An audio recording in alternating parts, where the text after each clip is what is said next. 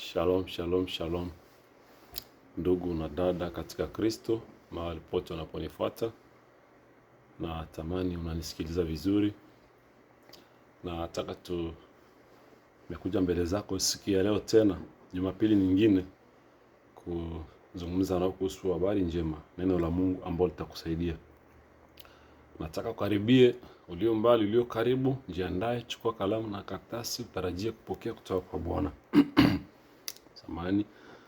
Tunataka kwenda kusoma neno la Mungu, na leo nitafanya vitu tofauti kidogo. Sikuweka wimbo kwa sababu ya muda, lakini nataka ujiandae na utabarikiwa. Unapoingia kwenye neno la Mungu, kuwa tayari, usikuwe distrait, toka mo distraction. Sikiliza, tunapenda kusikiliza neno la Mungu. Patia dakika zako chache, ili kwamba katika hizo dakika chache najua kuna kitu ambacho Bwana atazungumza na wewe siku ya leo. Unaposikiliza ujumbe huu, kisikia umebarikiwa, sambazia ndugu, sambazia jirani, na yule mtu ambaye anataka abarikiwe pamoja na wewe siku ya leo. Najua Mungu atakubariki. Karibu sana. Na nataka tuende tukasome neno la Mungu, na kabla ya pale nasema kichwa cha neno tazungumzia kuhusu mipaka na kazi ya fedha ama pesa. Kichwa cha neno ni mipaka na kazi ya fedha. Najua fedha ni pesa. Na nataka nikwambie, pesa ama fedha katika maisha yetu si wanadamu, kuna mambo mengi ambayo fedha ama pesa inatusaidia kufanya. Lakini vile vile kuna mambo mengine ambayo pesa haiwezi kufanya. Kuna matatizo mengine ambayo tunaweza kuwa nayo na pesa haiwezi kutusaidia, ila tunahitaji msaada wa Mungu ili kwamba tusaidike. Na leo utajifunza mambo mengi kuhusu pesa, changamoto ambazo pesa inazo, na vile vile umuhimu wa pesa. Na kabla niingie kwenye neno, acha nisome andiko. Tutasoma kwenye andiko la Luka 20. Tutafungua kwenye Luka 20, sababu tutasoma na Mathayo 28, lakini tutaanzia kwa Luka 20 ama Luc chapitre 20. Nasoma kwa jina la Yesu Kristo. Luka 20 kuanzia mstari wake wa 21. Biblia inasema, Luka 20:21. Neno la Mungu linasema, aseme, wakamuuliza wakisema, kuanzia 20 pale ama 19.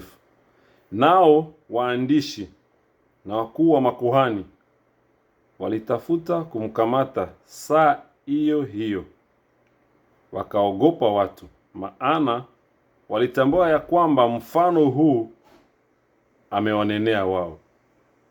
Wakamvizia, wakatuma wapelelezi waliojifanya kuwa watu wa haki, ili wamnase katika maneno yake, wapate kumtia katika enzi na mamlaka ya liwali. 21 nasema, wakamuuliza wakisema, Mwalimu, twajua ya kwamba wasema na kufundisha yaliyo ya haki, wala hujali cheo cha mtu, bali unafundisha njia ya Mungu kwa kweli. 22 nasema, je, ni halali tumpe Kaisari kodi au sivyo? Lakini yeye alitambua hila yao, akawaambia,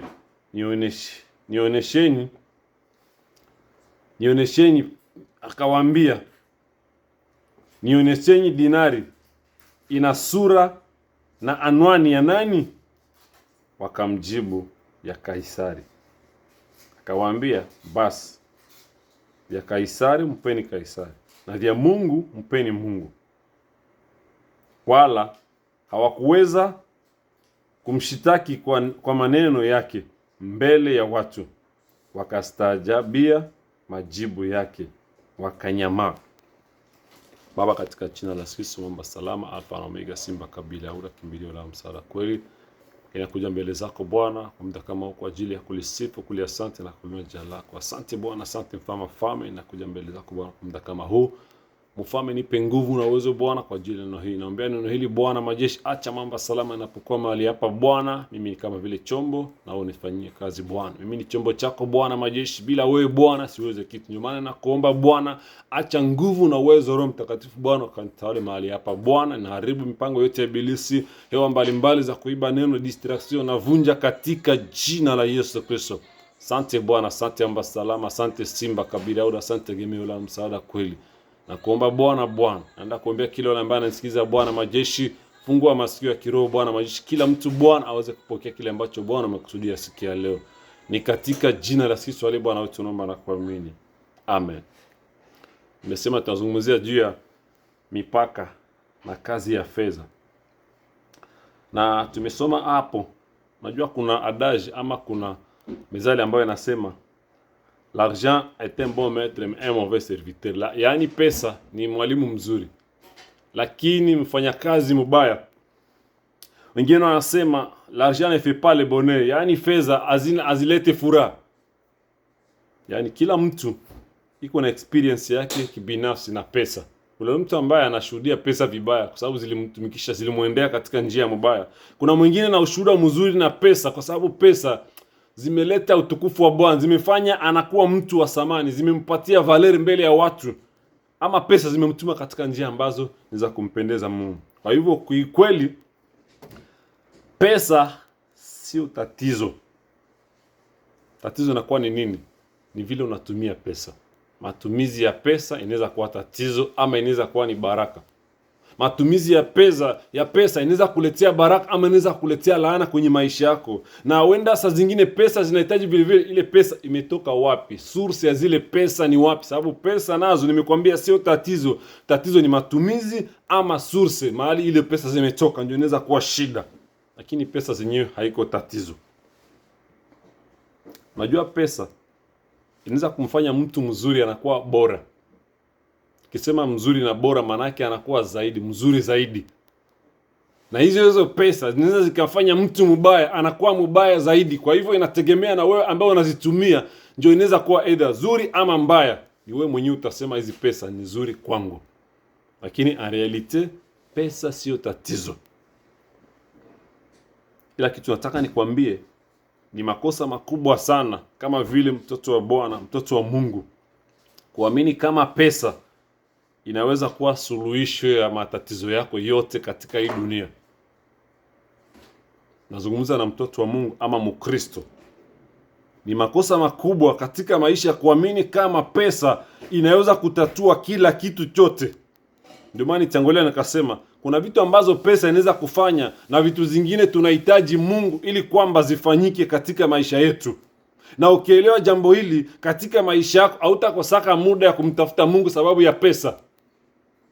Utaka unajua ndio ninahitaji pesa nilipe nyumba nikula, lakini unajua kuna vitu zingine ambazo natafuta mawasiliano yangu na Mungu, natafuta relationship yangu na Mungu. Kwa hivyo kuna investment katika pesa na kuna vile unaweza kuinvest katika mawasiliano yako na Mungu. Ni ya maana sana, kama vile urafiki.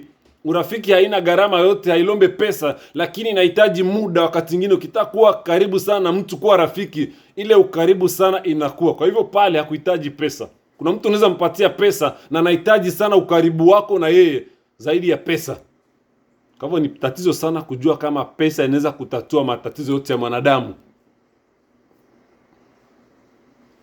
Pale kwenye Luka 20 mstari wa 19 Biblia inatuambia makuhani na waandishi walituma waespri, wakatuma watu wa clandestine waende wakamuone Kristo, na wakoenda kumuona ni kama kumtega mitego, kumutandre mapiege na nini na pesa.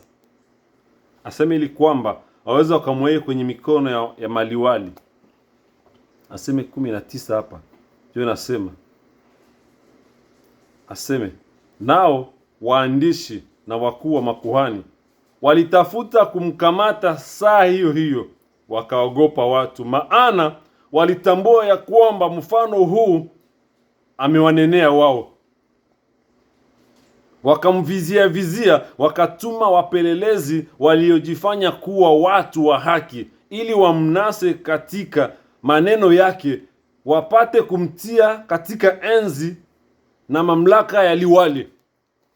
Asema walimujaribu Yesu, wakaangalia kuna maneno alikuwa anazungumza, ile maneno ukasikia huyu mjamaa anazungumza kwa ajili yetu, tutafanya namna gani?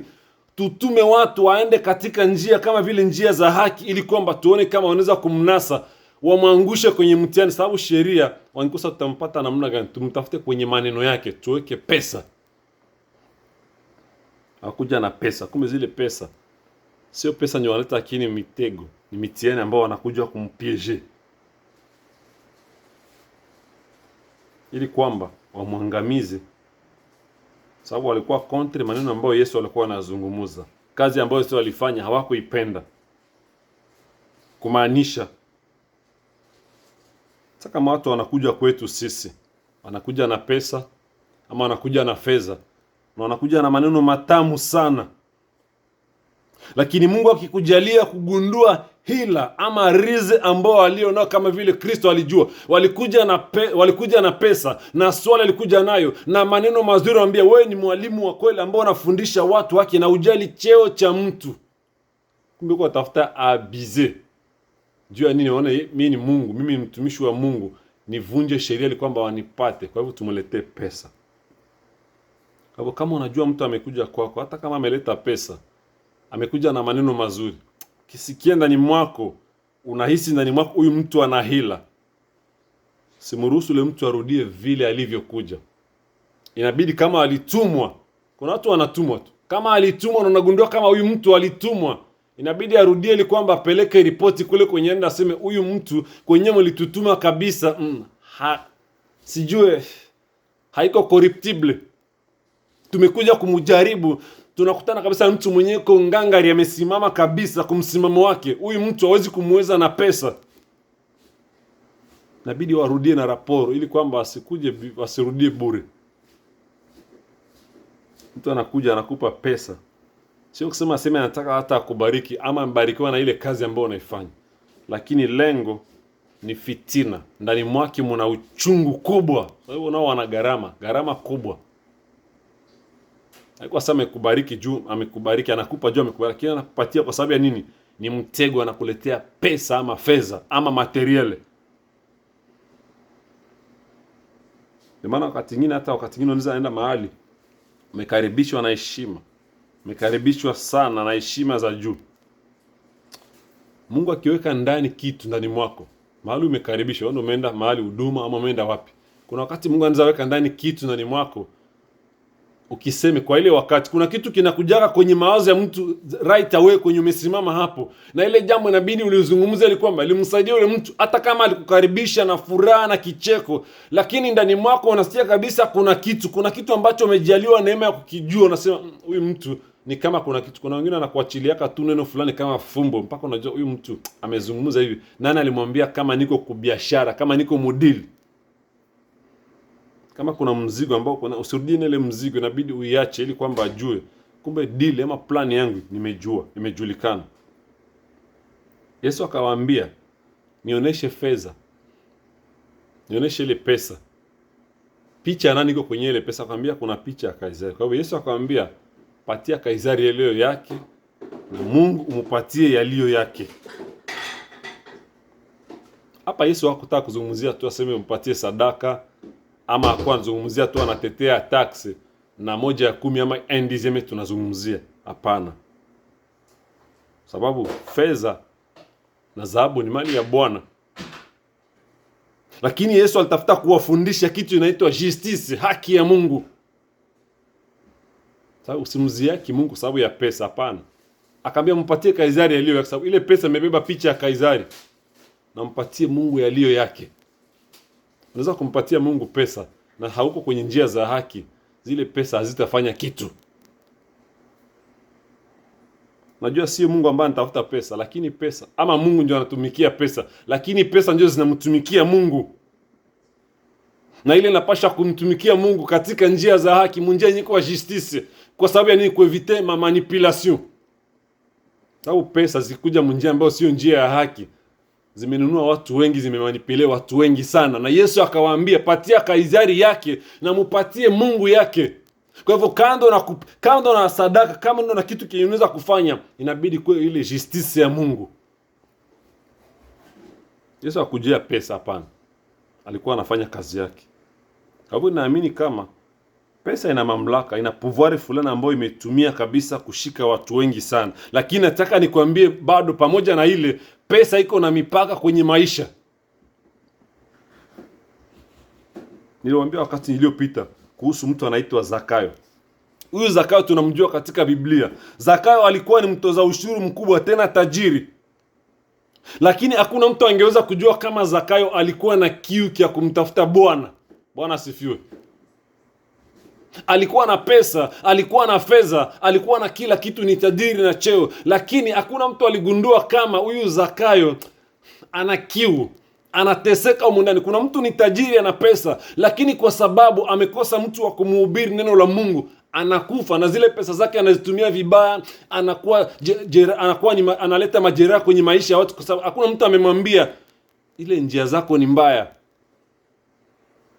Zakayo alikuwa tajiri, alikuwa douanier ama taxateur, tena chef, lakini hakuna aliyejua kama tatizo la huyu jamaa sio pesa. Tatizo lake hana Mungu, anahitaji Mungu.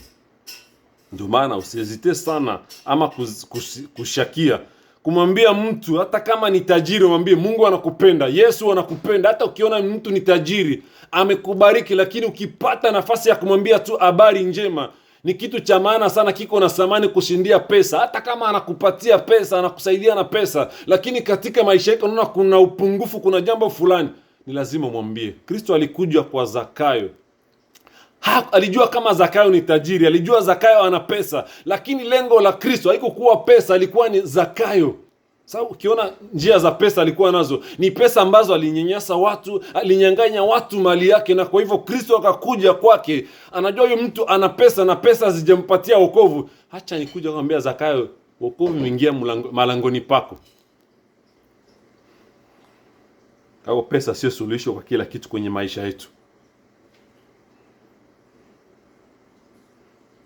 Najua wenda saa zingine kuna watu waliowanyanyasa, na wakati mwingine nikisoma najiuliza, wenda kuna watu ambao waliowanyanyasa na hawakuwa na nguvu ya kumrudishia mema, wakamuombea tu. Kuna mtu anakunyanyasa, lakini muombe akutane na Mungu. Acha Mungu aweke kiu ndani mwake. Amenyanyasa mpaka inafika wakati mmoja amenyanyasa, amechoka. Kuna watu ambao alifika na nyanyasa huyu mtu, kumbe mtu anyanyasiki. Na ile siku njoo anaomba Mungu, nisaidie, huyu mtu amekuwa mnyanyasi sana. Biblia inasema baada ya kupokea Kristo alianza kurudisha kila kitu chote. Yesu akamwambia aseme urudishie fulani na pale, lakini aliposikia ndani mwake Kristo kuna kitu kipya kimeingia ndani, akaanza kuona kumbe hizi pesa ndio zingeweza kuniangamiza. Kumbe tamaa mno ya pesa ndio ilitaka kuniangamiza maisha yangu, na karudisha. Unajua leo kwa sababu ya tamaa ya pesa, nimeona hata watu wengine wanabadilisha hata huduma, hata mwito ambao Mungu alimuita, kwa sababu anaona hii karama, hii huduma haingizi pesa. Kwa hivyo wewe unabadilisha, na Mungu alikwambia uende na hii, lakini unabadilisha kwa sababu ya nini? Naona ni pesa, hii pesa kabisa sizipate, acha nibadilishe maono, nibadilishe vision. Maono haibadilishi wake. Na ndio maana unakutana watu wengi wanakufa maskini pamoja na ile kuwa na pesa. Unaona mtu ana pesa, lakini bado maisha yake ni maisha ya kwenda anaombaomba. Kwa sababu ya nini? Amebadilisha msimamo wake, amebadilisha maono alionayo. Mungu alimpa maono fulani, amebadilisha kwa sababu na hapa sina pesa. Ndugu yangu, kuna kitu ambacho pesa inaweza kufanya, na kuna vitu vingine ni mpaka utii Mungu, atafanya kila kitu zaidi ya pesa. Mungu wetu anaitwa Jehovah Jireh. Unajua maana ya Jehovah Jireh? L'Eternel pourvoit. Yaani Mungu anapeana. Ndio jina lake, Jehovah Jireh. Na kisoma Biblia, hakuna mtu ambaye Yesu alimtuma na akampa bahasha ya pesa ama envelope ya pesa aseme wende uhubiri na kupatia pesa njoo Yesu. Hapana, sababu kazi ya Mungu inafanywa na agano, covenant. Haifanywi na mifuko ya watu. Otherwise ndio unakutana madharau wengine, na kuwa watu wanatudharau watumishi wengine kwa sababu ya nini? Tumeanza kuhubiri watu pesa zao. Kazi ya Mungu inafanywa na agano. Kuna alliance ama covenant ama makubaliano na Mungu. Mungu alituma watu, hakuna aliyewapea pesa, hakuwapatia bahasha aseme envelope hii mtafanya. Ndio maana aliambia mitume aseme msipeleke kitu, kwa sababu ule mfanyakazi anahitaji nini?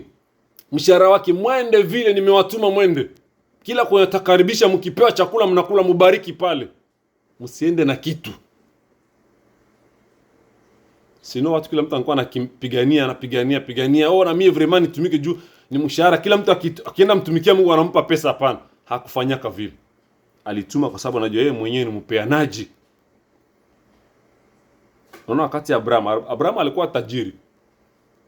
Abrahamu alikuwa tajiri mkubwa, na wakati Mungu anamtuma Abrahamu alimwambia tu, toka katika nyumba ya babako, toka katika ukoo, aseme nitafanya jina lako kuwa kubwa, kupitia wewe mataifa wa dunia watabarikiwa, kwa hivyo kila atakaye kubariki nitambariki. Kwa hivyo Mungu alimwambia tu Abrahamu, ni maneno njoo alimwambia.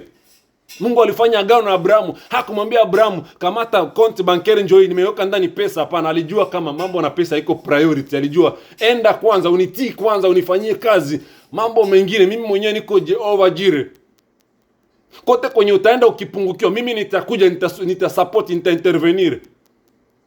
Pesa, nimekwambia mipaka ya pesa na kazi ya pesa katika maisha ya Mkristo.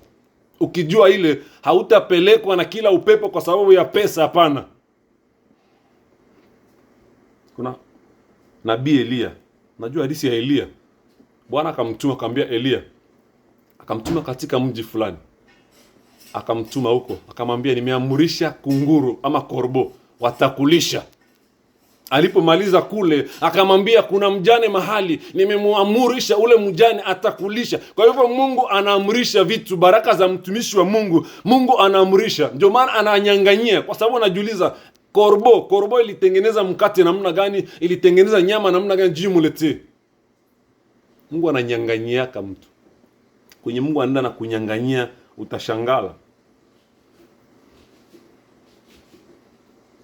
Na kama hautaelewa ile, wakati mwingine utatombea tatizo kwa prophet de malere. Tatabiri hata bongo wakati mwingine, wakati utakutana, kwa sababu nimesema Mungu anafanya kazi ya Mungu inafanywa na agano na Mungu, lakini sio sana kwa mifuko ya watu. Hapana. Hata usikiangalia wanadamu anaweza kuwa hata ana pesa hivi na hata kupatia, kwa sababu ya nini? Haufanye vitu ambazo zinampendeza, lakini fanya zile zinampendeza Mungu kulingana na agano na Mungu. Mungu atanyanganya. Kuna watu wengine watakubariki bila kutaka kwao, manake kwa hiari, manake by force. Unasikia mtu anajisikia tu anakosa amani, mpaka nikuje nimbariki hivi. Sababu Mungu amesha kumwamurisha. Mungu anaamrisha, Mungu anatoa amri. Madhara ya pesa haikuanza leo. Ilianza zamani. Nikwambia Yesu ndio alianza kumtega piège ya kwanza, mtego ya pesa. Wasemone mtego muangalie. Tunajua hadithi ya Yesu na Yuda Iskarioti. Yuda Iskarioti alikuwa mlinda hazina ama kesi, lakini kutokuwa na ile roho ya kuridhika, akataka kumuuzisha Yesu, ajue kama kuna vitu zingine ambazo pesa haizi kununua. Akataka kumupana Yesu, akampa pesa, na zile pesa tunajua sura yake ilikuwa namna gani. Pesa ina mipaka kwenye maisha ya mtu. Kuna vile vitu ambazo unahitaji na hauhitaji pesa. Unahitaji Mungu ili kwamba utoboe. Kisoma Waebrania 13 mstari wake wa 5. Ile inatuencourage. Neno la Mungu linatuencourage mimi na wewe turizike. Waebrania 13 mstari wa 5. Biblia inatuambia turizike na kile ambacho tuko nacho. Hajamaanisha hatuna ndoto ya kufika kwenye makubwa, lakini kama leo Mungu amekubariki na basikeli, na ile basikeli njoo uko nayo leo, ni sawa, ni vizuri kufikiria utapata hata pikipiki kesho, lakini kama bado una basikeli, tembea na ile basikeli na pole kumwamini Mungu. Mungu atakufikisha kwenye pikipiki, kwenye gari, lakini kurizika ni kitu cha maana sana. Kisoma pale mstari wa 6 na 7. Neno la Mungu linaendelea kutuencourage, kutuonesha tuige wale ambao walitufundisha, waliotutangulia. Mitume walikuja, walikutana changamoto na pesa, na Paulo alikuwa mfano mzuri sana.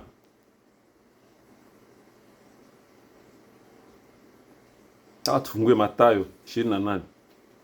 Mathayo 28 verset 11 kushuka.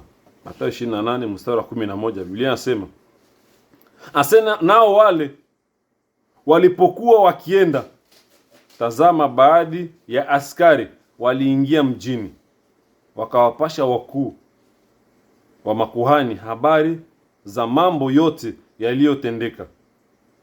Wakakusanyika pamoja na wazee, wakafanya shauri, wakawapa askari fedha nyingi, wakisema, semeni ya kwamba wanafunzi wake walikuja usiku wakamuiba sisi tulipokuwa tumelala.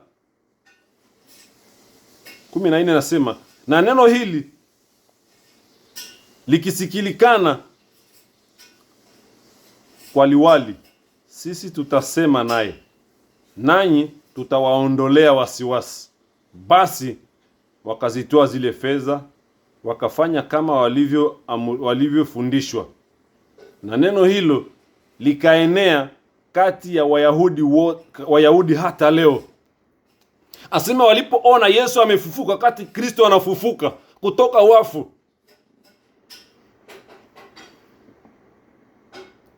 kuna watu walikuwa walinzi wa gardien, baliwekwa pale juu ya kuchunga. Baliona na macho, wakatoa habari, wanaenda kuambia makuhani, wanaambia bwana, ule mtu amefufuka. Sasa hawa jamaa walikuwa ni mashahidi, temwe okilere, ambao waliona na macho. Sio aseme waliambiliwa kufuka kwa Yesu, waliona na macho yao mbili.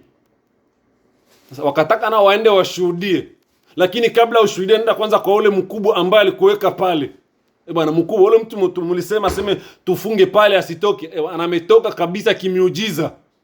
Na njoo habari ambayo ulimwengu ilikuwa haikutaka isikilize, kama ule Kristo atafufuka siku ya tatu. Hawakutaka vile. Wazee wakamwambia, hapana, sisi tunapatia misio sababu tunajua huyu mtu benyiko anafanya vitufurahishe. Kwa hivyo pesa njoo hizi. Nyie mlishuhudia, tunajua mliona na macho yenu. Lakini kila mtu akampa mzigo wa pesa. Ambia msiseme kweli. Ukontene mwende mwambie watu tulikuwa tunalala. Bale wafuasi yake ama wale watu yake, wanafunzi yake walikuja usiku, wanakuja kumuimba Kristo, na sisi tumelala. Unaona vile pesa zinafanyaka. Ase tulikuwa tumeenda usingizi, muwaambie mambo tofauti.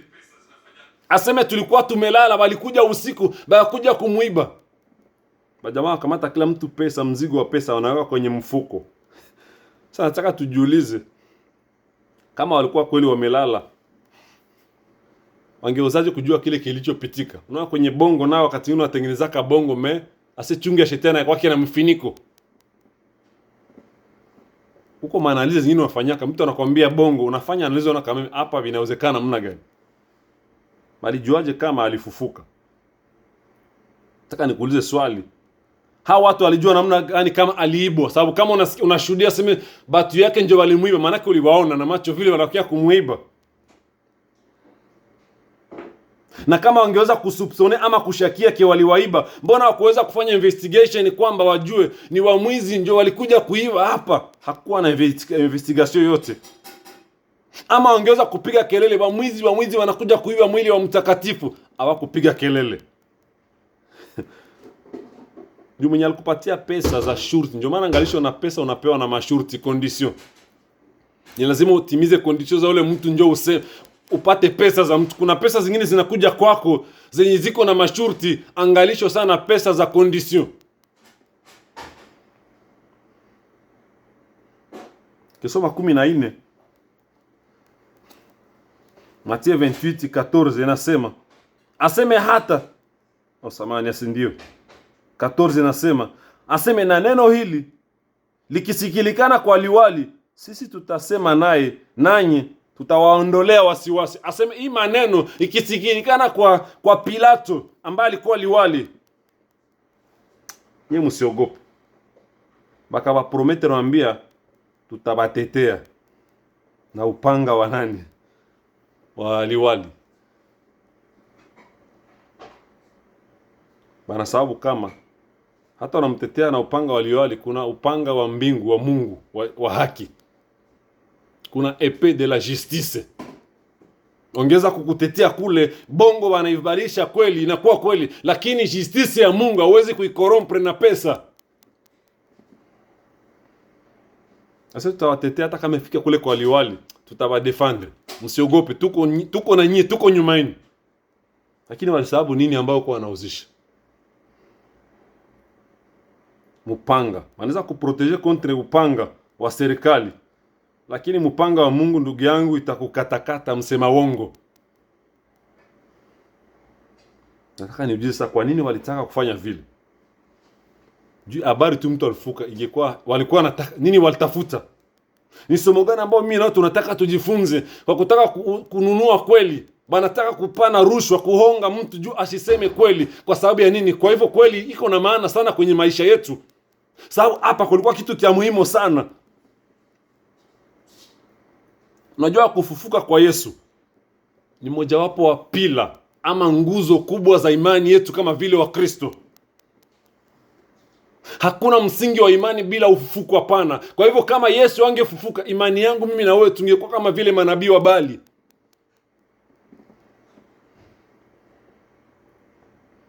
Kufufuka kwa Yesu ilikuwa ni vita kubwa. Ilibidi wagaramike kutoa pesa ili kwamba asihubiriwe, lakini kweli lazima inenwe. Kisoma Wakorintho wa kwanza 15, utaangalia mtume Paulo anazungumza mambo kuhusu ufufuko wa Yesu. Anasema kama Kristo hakufufuka katika wafu, manake hakuna haja tuhubiri injili. Lakini kwa sababu alifufuka, tuko na uhakika na assurance ya kila kitu ukifanya, kwa sababu Kristo alifufuka. Hata kama walitaka kuzuia kufufuka kwa Yesu, wanataka kuzuia habari njema, ilikuwa ni ngumu sana, ilikuwa trop tard. Kwa hivyo kwao kufufuka kwa Yesu ilikuwa ni skandali, ilikuwa ni kikwazo. Lakini kwetu sisi tulikuwa tunajua kuna ahadi, siku ya 3 atafufuka.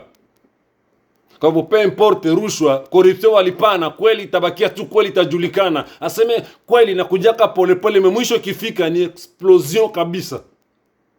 Habari ya bongo, banaweza lipa pesa kutapanya habari ya bongo na natembea kabisa, inaenea. Lakini kweli inaoka inasongwa sana. Mwisho na mwisho si kweli itajulikana, ni once inabomoka na kila kitu kinaripuka.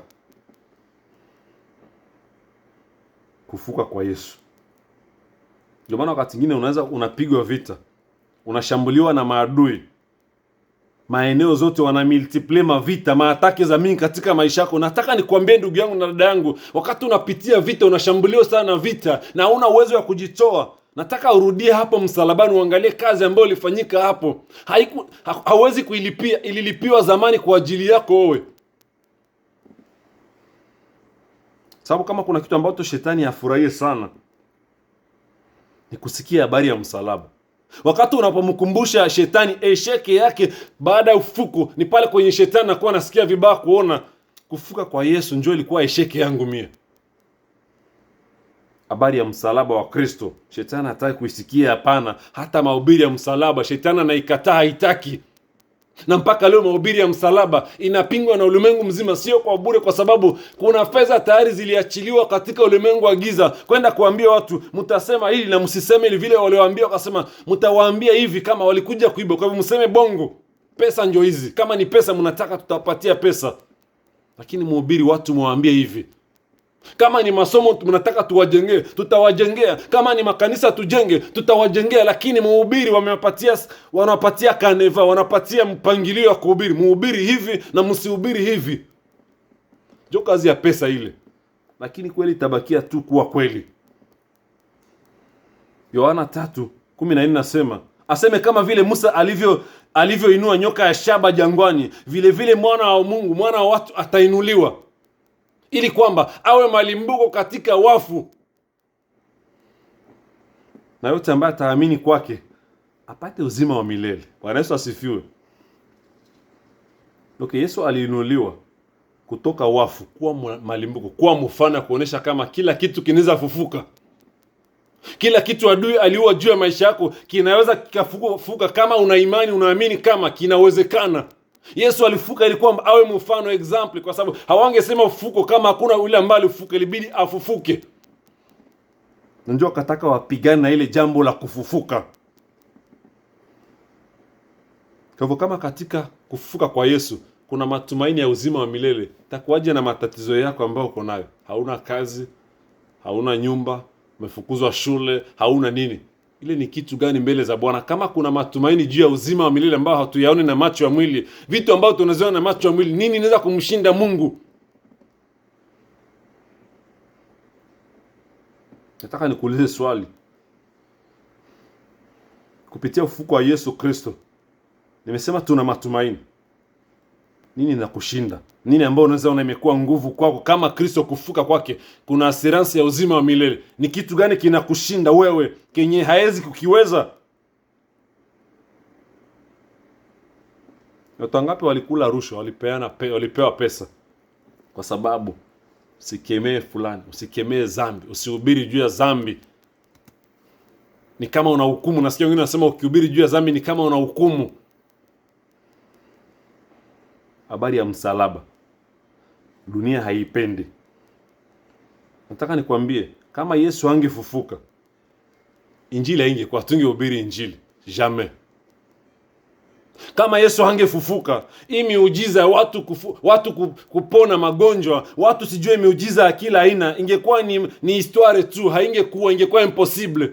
Lakini kwa sababu ya nguvu ya ufufuko, wakati Yesu anakufa, anarendre ame, Biblia inasema kuna makaburi zilipasuka zikatoa wafu, na kwa hivyo ilikuwa deja ni masinye za kuonesha kama huyu ambaye anakufa sio wa kawaida. Na ndio maana ilibidi wajiandaa waone kama anza tuonesha hivi, maana yake ni kweli atafufuka huyu.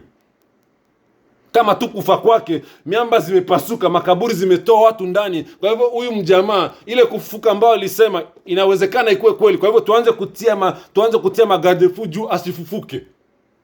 Walifikiria kimwili. Ndugu yangu, kila kitu kinawezekana kupitia kazi ya msalaba. Alikufa na akafufuka, na iko hai mpaka leo. Ilikuwa ni mfano, ilikuwa maana wewe kila kenyewe kimekufa kwenye maisha yako kinawezekana kufufuka.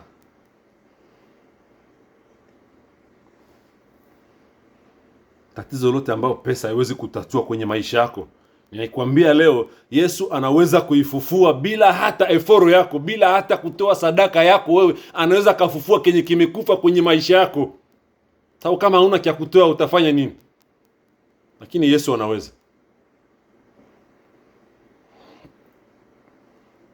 Hauna pesa, ndugu yangu, uponyaji wa kiroho kimwili ni sehemu yako, ni haki yako kama vile mtoto wa Bwana, mtoto wa Mungu.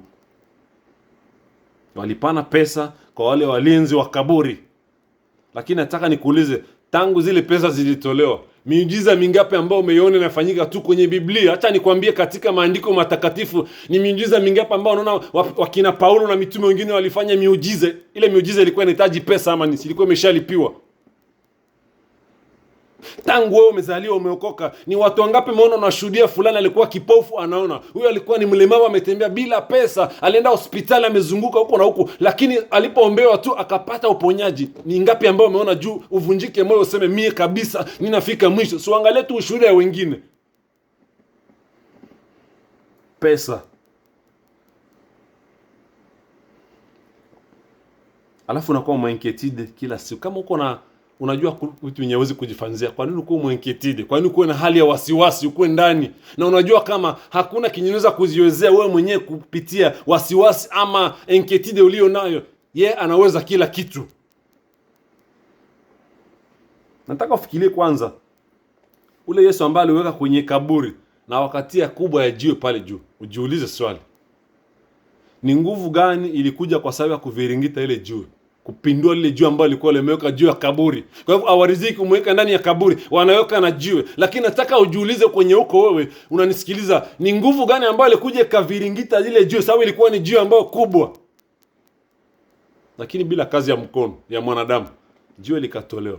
Kusoma kwa mstari wa 2 inaonyesha vile malaika alikuja na nguvu. Mungu yuko na baanje wa malaika wenyewe natumaka, wanakutia mshimo, wanakuingiza, lakini ya des anges spéciales wenyewe wanashuka juu ya kazi za vile. Kwa hivyo usivunjike moyo na usikate tamaa. Yesu alitupwa ndani mshimo, juu ukiingia ndani na wewe utatoka. Kama alikuwa mfano, aliingia na katoka, na wewe utaingia na kwa imani utatoka. Jiwe, unajua ile jiwe ambayo iliweka pale ni kama vile wameweka ukuta mbele zako, ama mire wameweka ukuta juu yako. Maisha yako imekuwa kabisa kwenye shimo, mahali imeweka humu ndani. Wameweka jiwe juu na wanatia walinzi. Unajua kuna walinzi wanatokea hata katika maisha yetu ya kiroho. Tuko na ange gardien. Vile vile katika ulimwengu wa giza kuna walinzi. Wakifunga mtu ni lazima watie mlinzi pale wa kuchunga.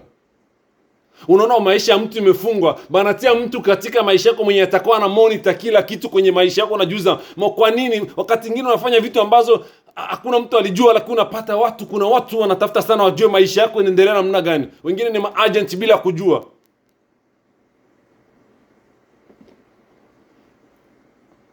Kuna watu mkona maisha yako doki, wanataka waone kila kitu ulifanya, wapeleke report. Unajua hii report inamsaidia nini?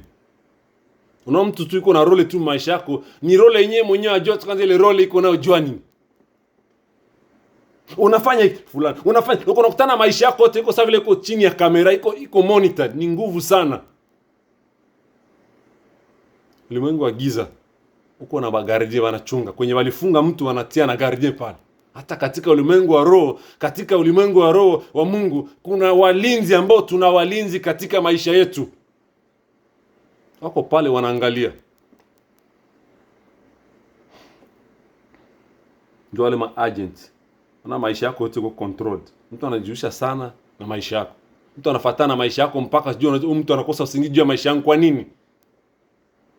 Kumbe indirectement c'est un agent. Donc anafuata maisha yako jusqu'à la moelle pinière, maisha yako mpaka kumwisho anaifuatilia. Unajua huyu mtu kwa maisha yangu anachangia nini? Haikuwa satana kesha iko na kuombea pana. Lakini anawindaka tu kila kwenye unafanya anaenda. Na kila kwenye unafanya anataka apakanyange. Il y a de tels gens dans la vie. Lakini nataka nikwambie, sife moyo, sivunjike moyo. Nakumbuka wakati Yesu Yuda anamuuza. Kisoma kitabu cha Yohana 18, wakati Yuda anamuuzisha Yesu, Biblia inasema maaskari walikuja. Wanatumwaka tu. Wakakuja wanaambia mnamtafuta nani? Oh, Yesu wa Nazareti. Biblia inasema walianguka chini mbele yake. Wale maagenti wako tu. Lakini hawana nguvu mbele yako wewe. Kama ukijijua wewe ni nani, hawana nguvu mbele yako. Ukijua kama Yesu ile yote ilifanyika, walifika mbele ya Kristo anambia mie yeye mwenyewe kwanza anambia munishike munikamate. Walianguka mbele yake. Mnamtafuta nani? Yesu wa Nazareti. Banaanguka. Biblia inasema walianguka. Kwa kwenye kambi ya maadui walipomtia Kristo kwenye shimo, walipokuingiza katika shimo, lengo lao wanajua huyu jamaa ataanza kunuka. Tunasubiri tu aanze kunuka. Njoo matarajio wanatarajia, wameishatia pale, wametia mlinzi, lakini ule mwenye takuja wajue kama kuna invisible mkono yenyewe haionekane yenye nashukaka na kungoa lile jiwe lenye liko pale, njoo yenyewe mimi na wewe tunatumainia. Waliokaka jiwe pana sasa, huyu jamaa hata jengaka, hata nunuaka gari maisha yake. Huyu hata somaka, hata maliza kama somo, hata pataka kazi, na wakaweka mlinzi pale wanasema uchunge. Kila kwenye atakuwa anapata kazi unatuambia, tunaenda pale tunapiga marufuku. Ziko. Lakini nataka ujivunie kama kuna Kristo ambaye alikufa juu yako. Na zile zote walipa magardie, walitoa makafara za namna gani, lakini bado alistoka ndani akatoka. Kwa ajalishi kafara walitoa, masacrifice walitoa, sema utapata kazi. Siku utapata kazi itakuwa ni surprise kwao. Watajua kumbe pesa hazina kazi, pesa zetu zimekufa bure, afadhali tungezitupaka hata moto zilungule. Walitupa ndani ya shimo, wanajua utatoka mule ni kuoza, ni minyoo ama mivunyo. Hawajua kama kuna mkono ambao haionekanaki. Ile mkono iko juu yangu mimi na wewe ambao unanisikiliza. Kuna mkono ambao iko ya nguvu, une main puissante de Dieu, iko juu yangu na wewe. Kwenye wametuweka kote, inaweza kwenda kungoa kile kitu pale. Inabidi kwanza tuamini kama Mungu anaweza, mkono wake uonekane, lakini na nguvu ya kuweza kuondoa kile ambacho kinaonekana na macho ya mwili. Sawa, walikutupa ndani lakini hawajua maneno lilizungumza juu yako pale. Walimtupa Kristo ndani lakini walikuwa wameinyore kama neno lilikuwa limesema siku ya tatu atafufuka. Kwa wamekutupa mule hawajue kama kuna maneno ambayo Mungu alisema juu ya maisha yako. Hawajue katika maisha yako kwenye paji la uso kuna maneno ambayo iliandikwa pale, huyu mtu hata kufa kifo kia mauti ya kafara hapana. Kisha wanamkamata wanamtia mshimo. Bali uko tafuta leso nyingine. Kuna fundisho ambao Mungu yuko anataka anaandaa, atawafundisha. Ulimwengu utapata fundisho kupitia pale.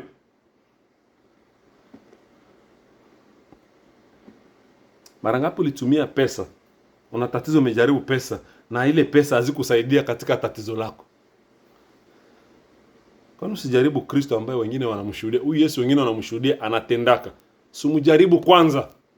Muzongelee, mkaribie, uangalie kwanza ile ushuhuda watu wanashuhudia. Ikuzongeze mbali na useme ngwana mimi nijaribu. Mwanamke aliyetoka damu miaka 12, Biblia inasema alikuwa na pesa. Alitumia pesa zake zote.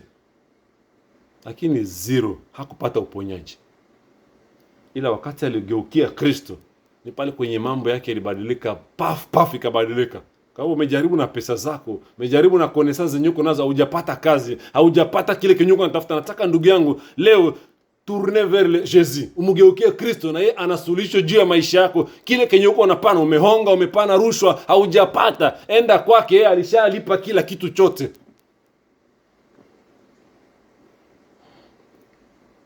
Na mtu anaitwa Filipo, niwaambia last time, Filipo alikuwa ni mwinjilisti. Anakutana na rafiki yake anaitwa Nathanaeli. Anamwambia Nathanaeli, nimekutana na yule ambaye alitabiriwa na manabii. Nathanaeli angalia, je, Nazareti kuna kitu cha samani kweli? Akamwambia, ndugu yangu, wewe kuja tu uangalie. Kuja uone, come and see. Na wakati mwingine umekuwa kuensema uko isolated kama vile Nathanaeli, lakini nataka ukaribie kiti kia neema ya Mungu na utaona mkono wa Mungu kwenye maisha yako. Karibia. Unajua wakati mwingine Mungu anaonekana mdogo kwetu kwenye maisha yetu kwa sababu ya nini? Tumekuwa mbali na Mungu sana. Na sasa tunapokuwa mbali na Mungu sana, tatizo letu tunalizongeza karibu sana. Sababu matatizo yanapokuja, inataka ituoneshe kama hayo ni kubwa kumzidi Mungu wetu. Sasa tunakuwa focus sana, tunakuwa focalize sana kwenye matatizo. Na njoo unaonekana kuwa ni kubwa sana na Mungu anakuwa mbali. Lakini nataka utie Mungu karibu na matatizo yatakuwa mbali na wewe.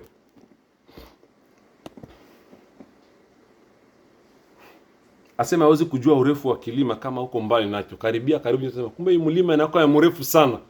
Zamani tulikuwa watoto unaangalia kilima inakuwa mbali sana, nakwambia njoo volkani Nyiragongo, unasikia kama siku tulienda promenade nafika nasema njoo kilima, mimi niko nafikiria kwa sababu unaweza toka tu chini, unapanda 5 minutes umefika yule umerudia. Kumbe ni safari mrefu. Ungano na Mungu ni mdogo mbele zako kushindia tatizo yenyewe kwa sababu umetia Mungu mbali, umemwacha Mungu mbali. Lakini nataka mkaribie Mungu na utaona ukubwa wake.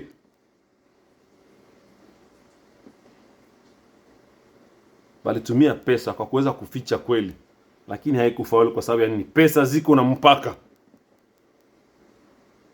Unajua kama kuna tatizo ambayo inakusumbua, inakunyima usingizi, inakunyima amani ya roho, ni kwa sababu ya nini? Ile tatizo imekukonvince kama hayo ni kubwa kuliko Mungu. Ndio unasikia mtu anakuambia sema hii magonjwa yangu hii njoo itani wako. Kwa hivyo ile magonjwa ndio imekuwa yako na Mungu haiko wako. Ukisema magonjwa ni yangu, maana yake ile magonjwa itakumaliza.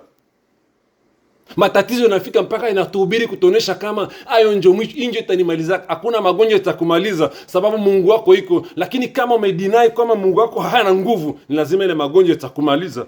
Weka Mungu karibu na magonjwa itakuwa mbali na wewe. Yesu anamwambia Martha, dadake na Lazaro. Anamwambia Martha, sikukuambia kama ukiamini utaona utukufu wa Mungu? Telemake Martha na wengine walikuwa wameshakuwa mbali na Yesu. Anaambia Bwana, kama ungekuwa hapa ndugu yangu hangekufa. Asema ungekuwa hapa ndugu yangu Lazaro hangekufa. Hawajua kama yeye iko omnipresent. Anaambia uamini tu. Mimi niko kila, hata kwenye tatizo lako. Uko pale na tatizo, uko hospitalini pale, Mungu yuko pale, wewe uamini kama anaweza kukutoa pale. Asema ungekuwa hapa, wenda ndugu yangu hangekufa. Ignorance, sababu yeye ndio alikuwa mbali. Wewe ndio uko mbali na Mungu, lakini Mungu anakuwa omnipresent saa yote. Wewe ndio unamuona mbali kwa sababu ni umejiekarte sana mbali, umemwacha Mungu, lakini Mungu yuko karibu na wewe kila wakati. Na Mungu akusaidie sana kupata ufunuo na kujua grandeur ya Mungu katika maisha yako, na utaona kama vyote ambao umejaribu na pesa ulikuwa unapoteza muda wakati mwingine bure.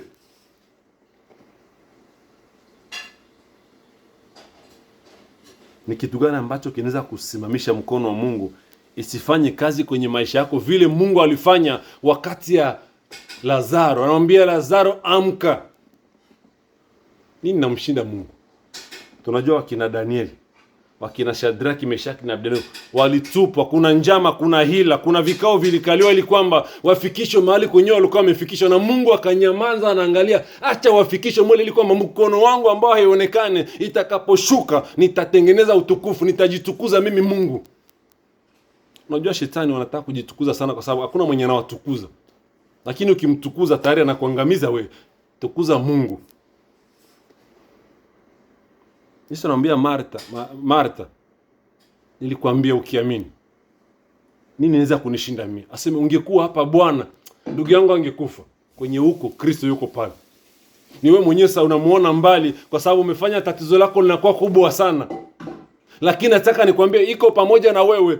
Lakini wewe mwenyewe umeacha muda ya kumtafuta Mungu, umetafuta pesa nafasi ya kwanza katika maisha yako, na umekosa nafasi ya kumtafuta Mungu. Lakini Mungu anataka tumtafute, bado anapatikana. Ndio maana wakati mwingine tunapopata shida, matatizo, tunaumia mpaka pesa zetu tunazitafuta azitusaidie kutatua matatizo yetu. Kwa sababu nimesema kuna matatizo ambayo yanaweza kutatuliwa na pesa, na ingine inahitaji Mungu. Kwa hivyo unahitaji Mungu katika maisha yako, hata ufanye namna gani, hata uko na vitu za samani za namna gani, unahitaji Mungu. Nimekwambia huyu Zakayo alikuwa na pesa za kila aina, lakini ilifika wakati akaona kumbe pesa bado ninahitaji Mungu katika maisha yangu, na Zakayo alipata wokovu. Njia moja ni kuamini Yesu Kristo kuwa Bwana Mwokozi wa maisha yako. Ni pale utakuwa umeingia kwenye njia ambao hujamwamini Kristo kuwa Bwana Mwokozi wa maisha, ama wengine waliomwamini tu Kristo ya mdomo. Nataka karibia sana ili kwamba ukaone uzuri wake. Hawezi kumjua uzuri wake na uko mbali, hapana. Anahitaji ushirika pamoja na wewe ili kwamba umfahamu vizuri. Mungu atusaidie sana. Pesa ina mipaka kwenye maisha ya mwanadamu. Ukijua vile, hautakosaka nafasi ya kumtafuta Mungu. Ukijua kama pesa haziwezi kukusaidia kila kitu, utakuwa na nafasi katika wiki ya kutafuta neno la Mungu, kutafakari neno la Mungu, kusikiliza neno la Mungu. Hautakosaka muda ya kusoma neno la Mungu wakati ukijua kama Mungu ana uwezo juu ya pesa. Nataka nimalizie. Najua kama tunatafuta pesa sote. Hata watumishi wa Bwana wote tunataka pesa, tunazitafuta. Lakini kuna kitu ambacho nataka nikuambie kama vile mtoto wa Mungu. Hii pesa ambayo tunatafuta, pesa wakati mwingine inaweza kutupatia marafiki. Tunakuwa na marafiki juu tuna pesa. Lakini mkombozi hapatikani kwa pesa. Mkombozi anapatikana tu kwa neema ya Mungu.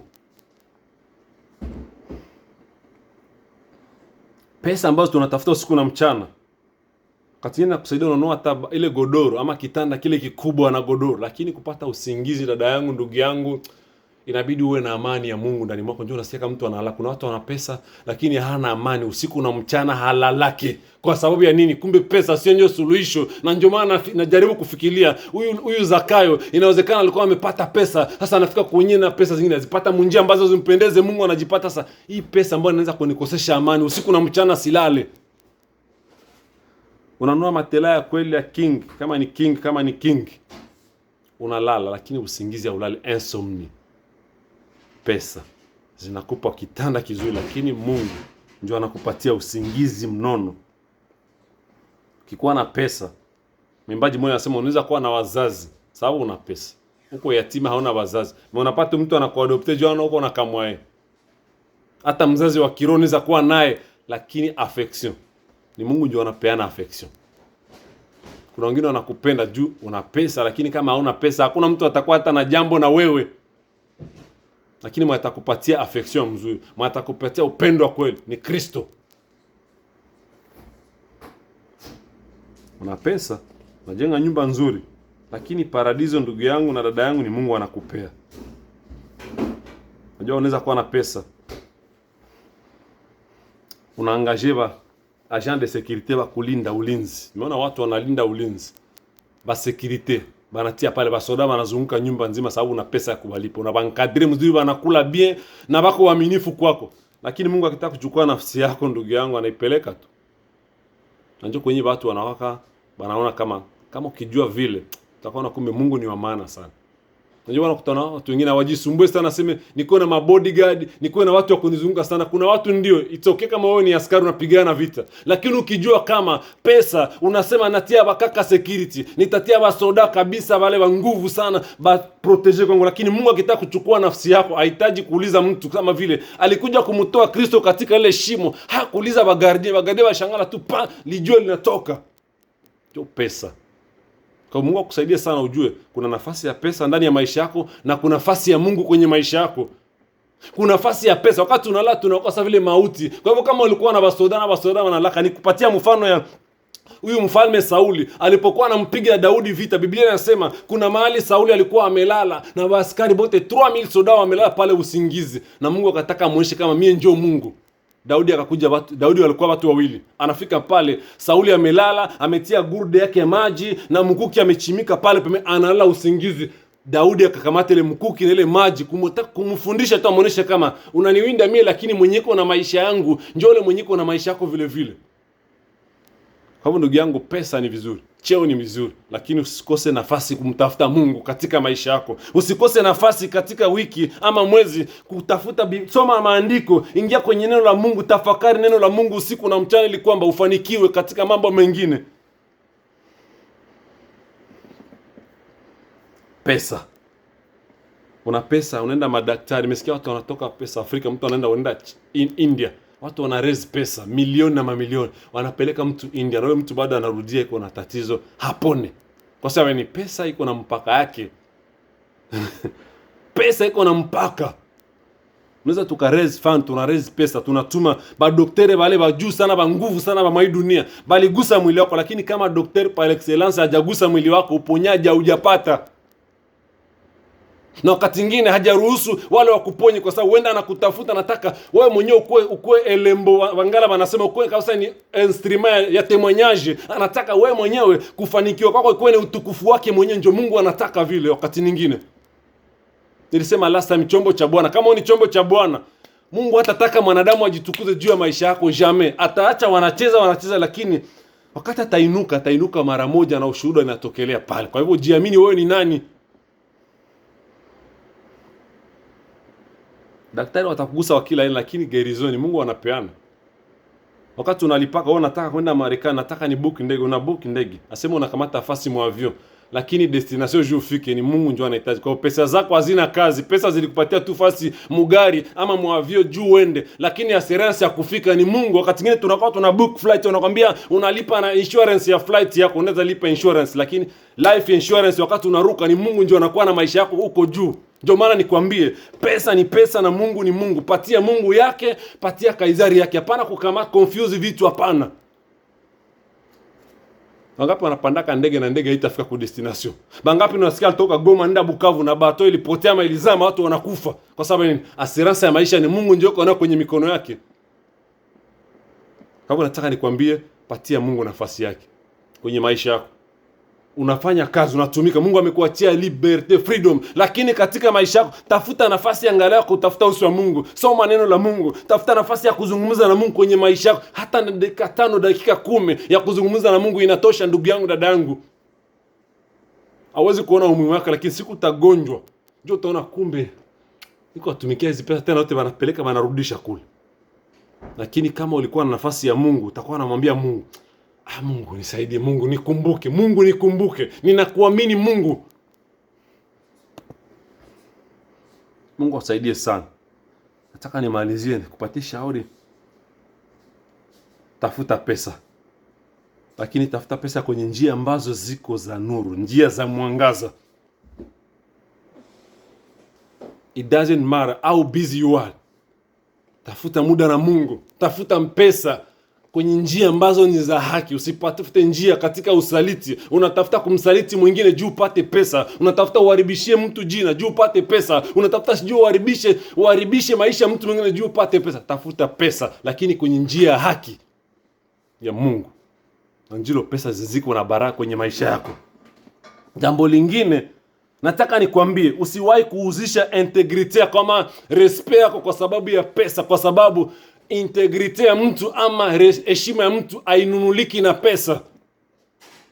itakusaidia sana wewe kama vile Mkristo. Watakuja kwako na pesa za namna gani, ili kwamba watafuti kukununua wewe, ubadilishe msemo, ubadilishe mtazamo, ubadilishe maono, kwa sababu wamekupatia pesa, lakini pesa hazizi kununua maono ambayo Mungu aliweka ndani mwako. Hapana.